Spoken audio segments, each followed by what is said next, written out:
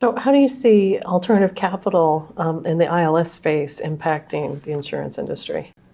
Well, it's had a pretty dramatic impact in the reinsurance space, particularly the cat bonds, and some of the largest cat bonds have recently been done. There's been record cat bond issuance this year, was a record the previous year. So we see that will continue. But we're also seeing, the insurers taking advantage of technology and being able to bucket risk together and pass that on to third-party capital. And they're benefiting from some of the fees they're getting as the third-party capital is able to invest that in more diversified pools of equities or whatever and get higher returns.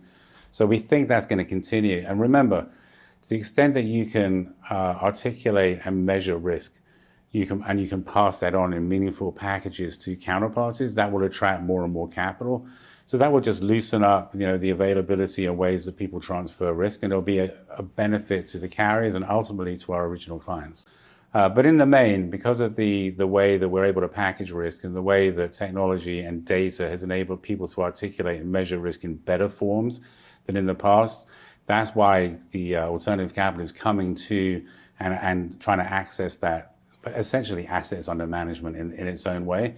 And it's a benefit for the carriers because they're going to get the fees, they get the benefits of the ability of the third-party capital provider to invest in more diversified pools of equities or bonds or whatever that get higher returns, and they can participate in that, which fundamentally gives greater stability and predictability to the insurance market, which is a benefit to our clients.